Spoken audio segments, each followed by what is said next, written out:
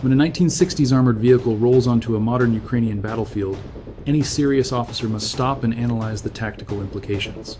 The PBV-302 is a legacy Swedish tracked carrier that by all rights belongs in a museum or training reserve. But on this front, obsolete armor is tested in a theater where drones hunt roads, minefields, shred columns, and hesitation means total destruction. This reality highlights a far larger operational lesson than one chassis. Stockholm supplied a Cold War relic, but Kyiv is integrating it to sustain high-intensity mechanized maneuver under the world's most intense surveillance. On paper, the PBV-302 is obsolete, but our tactical question is simple. Can it insert infantry before the enemy spots them? Can it run logistics when soft-skinned trucks face instant destruction? Can it execute casualty evacuation under active fire? Before we analyze further like this, briefing, share, and subscribe to Military Force to join our strategic breakdown of modern warfare and global defense dynamics. So why does this legacy Swedish design suddenly hold tactical value today?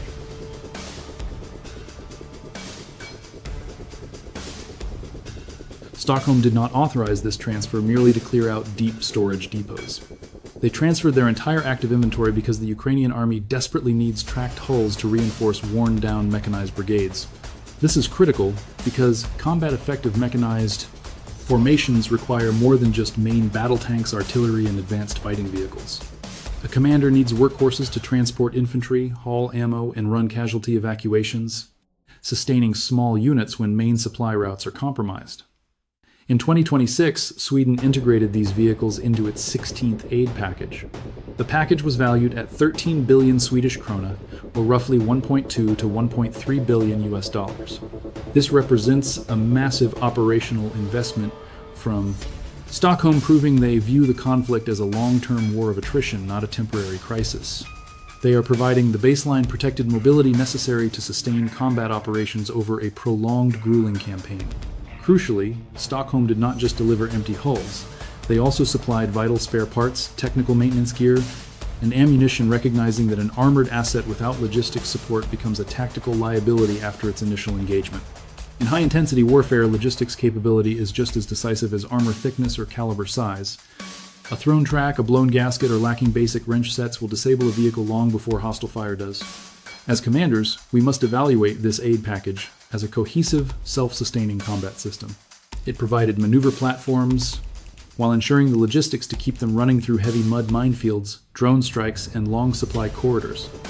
This same package added premium assets, including the ASC-890 airborne early warning aircraft artillery shells, air defense integration, and tactical materiel designed to harden Ukraine's entire theater command structure.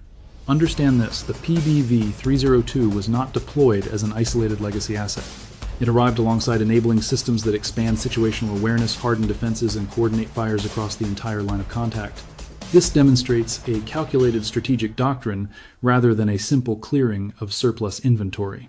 Stockholm has previously deployed advanced assets like the CV-90 combat vehicle and the Archer 155mm howitzer. These are highly sophisticated weapon systems, surpassing the legacy carrier, proving Sweden's goal is tactical capability, not just disposal of obsolete stock. They provide a tailored tactical mix. The CV-90 delivers heavy armor survivability and direct fire dominance. The Archer executes precision deep strikes, utilizing highly mobile shoot and scoot tactics. Yet high-tier assets cannot replace mass. A commander still requires numerous armored boxes to transfer troops through contested sectors. That is where this legacy platform fills the gap. Designed for Cold War doctrine, it meets a critical contemporary requirement: high volume, reliable, and easily repairable battlefield lift. A standard utility truck offers superior road speed, but lacks survival capability when hostile reconnaissance drones dominate the airspace. A state-of-the-art combat vehicle offers greater lethality, but command never has enough density to cover every squad supply run or casualty evacuation. The PBV-302 occupies that vital space. It does not require advanced technology to be tactically effective. Its sole purpose is keeping our squads under armor when the open field becomes a death trap. That is the cold tactical reality of Sweden's transfer. Amidst a package of advanced radar, artillery, air defense, and support infrastructure, this legacy-tracked vehicle found a purpose because modern attrition demands anything that can keep troops, cargo, and casualties moving. Once you grasp that tactical need, the strategic question becomes impossible to ignore.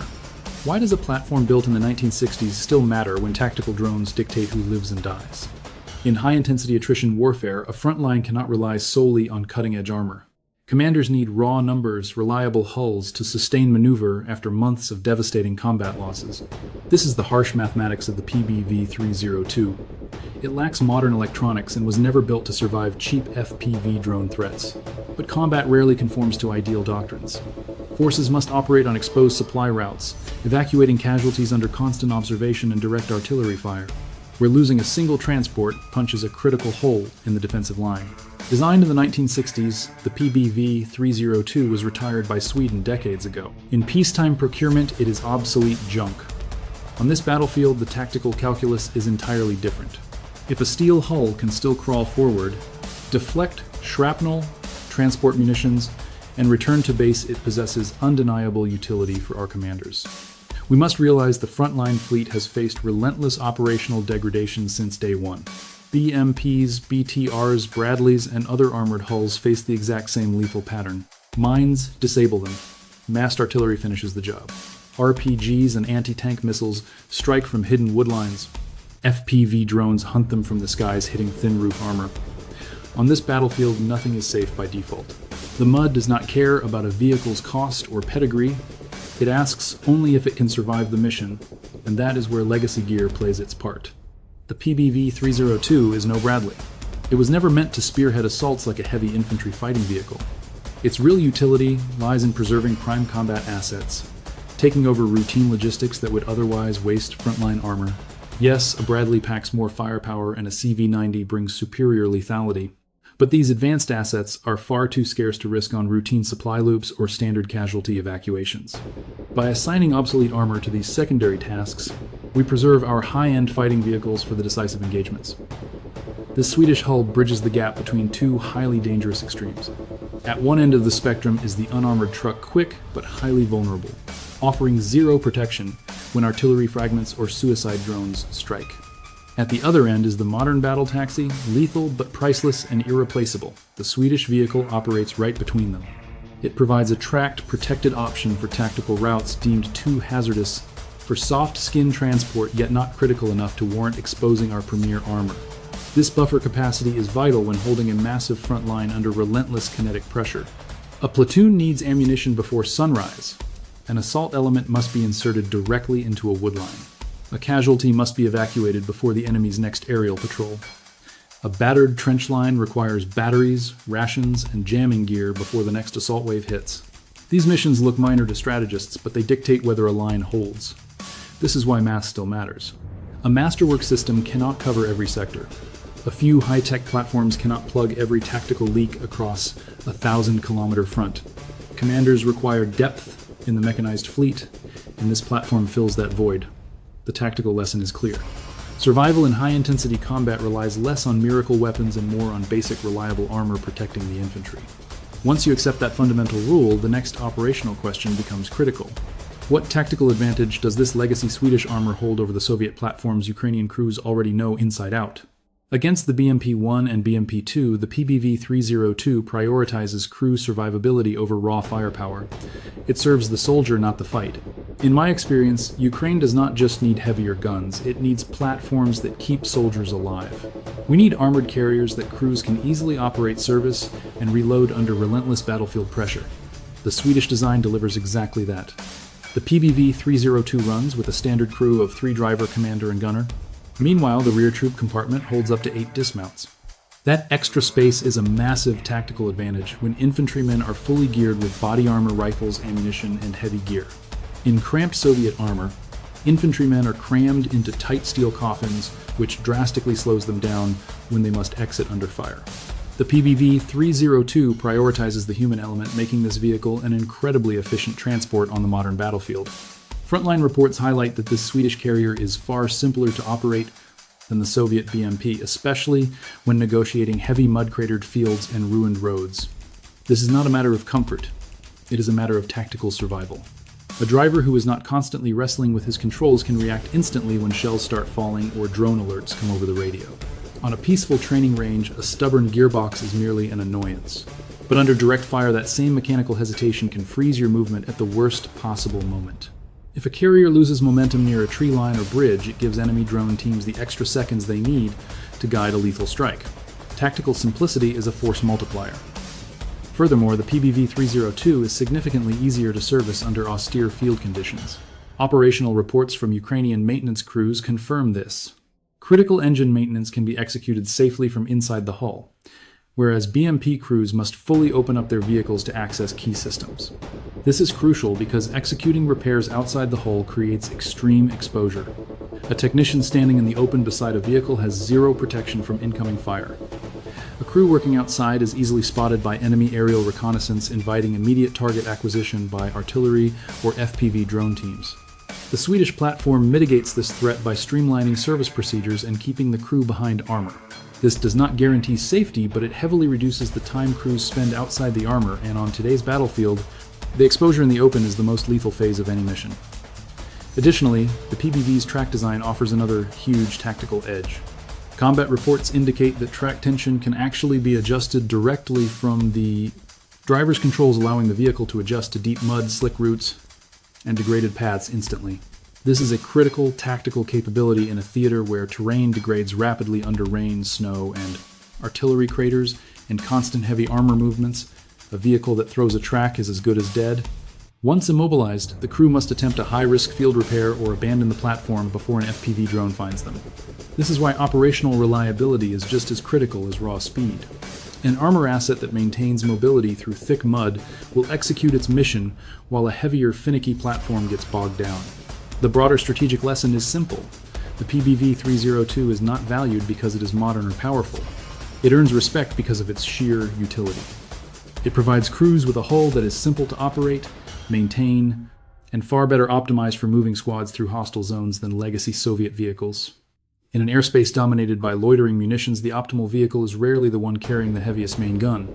Success means finding a platform that can advance, halt, briefly dismount its squad rapidly, and bug out before enemy fire registers. This fundamental operational utility translates directly into the carrier's primary tactical function. We do not assess the PBV-302 as a primary line of contact combat vehicle, but as a reliable battle taxi designed to survive the high-risk transit to and from the forward line. Tactically, this vehicle excels as an armored transport, never as a frontline breakthrough asset meant to charge direct enemy positions. While a battle taxi sounds less prestigious than an infantry fighting vehicle in high-intensity combat, this role is absolute life insurance. This transport role has one singular objective: deliver the squad to their objective and displace immediately before hostile artillery or drones can zero in on the route. In my tactical assessment, the PBV-302 suits auxiliary missions better than assaulting fortified Russian lines. Tactically, it ferries infantry to tree lines, evacuates squads under artillery fire, and pushes ammo reserves to the front, or moves critical logistics where soft-skin trucks would fail. More importantly, it secures tactical withdrawals, which are far more lethal than the advance. During a tactical retreat, the enemy pre-registers transit routes and choke points. A tracked armored hull offers our infantry survival odds that unarmored trucks simply cannot match. But tactical casualty evacuation is its true value. The PBV-302 features massive rear doors, accelerating ingress and egress when soldiers operate under high combat stress. A wounded casualty cannot mount an armored carrier with the speed of combat-ready infantry. They must be carried dragged through dirt or loaded via stretcher, while enemy drones circle directly overhead. Under fire, a wide rear exit is no longer just a design spec. It means the difference between survival and death. Furthermore, the interior cabin provides critical space for modifying casualty layouts. We can strip the rear compartment to accommodate multiple stretchers, transforming a standard squad carrier into a critical lifeline for urgent non-ambulatory casualties. Our intelligence report confirms crews easily dismantle internal racks on the fly, allowing them to stack multiple wounded in a single high-threat run. This adaptivity makes it far superior to legacy Soviet platforms for rapid frontline extraction. ABMP possesses superior firepower, but its claustrophobic hull completely disregards medical transport requirements. If a wounded soldier cannot lie flat, or if tactical gear chokes the narrow exit tunnel, we lose precious time. And seconds are everything when hostile FPV drones are actively hunting the tree line. In military calculus, extracting an experienced crew from a monitored kill zone matters far more than preserving the iron itself. A burned-out hull is easily replaced by logistics, A veteran commander, driver, or medic is irreplaceable. We must view armored casualty evacuation not as utility but combat power. It is a pillar of force preservation. Every wounded soldier delivered to a stabilization point lives to fight again. Every crew we pull out returns to the line. Every platoon resupplied under fire holds the defensive line longer. The PBV-302 manages the invisible, dirty friction that dictates the actual tempo of war. Do not look for its value in dramatic strikes. Its worth is forged in relentless high-risk shuttles, moving vital combat personnel and supplies through short, highly contested kill zones. This reality dictates that commanders cannot deploy this asset as a modern assault platform. It is built for protected maneuver, not for trading direct fire on the front line. Static armor on a mapped road is a dead asset. Enemy recon drones will register its signature immediately. Hostile drone operators line up their angles, and artillery punishes the slightest hesitation. That is the tactical threshold of this Swedish relic. It merely mitigates operational exposure. It does not eliminate risk. And since every deployment funnels it down watched avenues, we face a critical operational question. What degree of survivability can the PBV-302 actually guarantee against modern electronic and kinetic threats? Its vintage armor suite remains respectable, but the vehicle was never engineered to withstand the omnipresent drone threat. The welded steel hull was formidable during the Cold War, featuring a frontal plate of 23 millimeters. This gave crews an edge over peer platforms of that era, specifically shielding against small arms fire, heavy shrapnel, and light autocannon rounds. For frontline commanders, this structural threshold ensures soldiers survive the initial kinetic impact, provided the threat is not a dedicated anti-tank guided missile. But we are not waging war in the 1960s. Today, lethal vectors strike from the upper hemisphere flanks or concealed ambush sites along our transit routes. An FPV drone strikes, vertically targeting the engine deck, roof, or rear hatches, vulnerabilities legacy engineers never anticipated. Rocket-propelled grenades threaten us at close quarters while guided missiles strike from kilometers away. Indirect heavy artillery fire easily shears the tracks, immobilizing the vehicle and transforming it into a static target. Tactically, this is why Ukrainian crews are welding cage armor, anti-drone screens, and camo nets onto the PBV-302. These field expedients disrupt the angle of incoming FPV drones, denying them a clean strike. But make no mistake, it is not invulnerable. A seasoned pilot will wait for a tactical turn, exploit a gap, or strike when the vehicle slows down. The 20mm autocannon highlights both our tactical options and our critical limitations. It offers superior fire support compared to an M113, which only mounts a .50 caliber machine gun, yet it remains completely outmatched by the heavier weapons on the BMP-1 and 2. More critically, the weapon system lacks stabilization. Effective fire on the move is virtually impossible under combat conditions. Furthermore, the restricted ammunition feed prevents sustained suppressive fire, a dangerous vulnerability in a high-intensity engagement. For this reason, we cannot treat it as a frontline combat vehicle.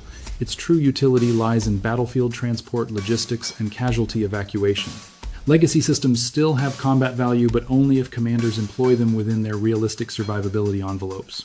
The deployment of this vehicle offers a stark tactical lesson from the Ukrainian theater. In high-intensity conflict, an asset's utility is not measured by age designation or theoretical paper specifications. True capability is defined by the concrete mission it solves under fire.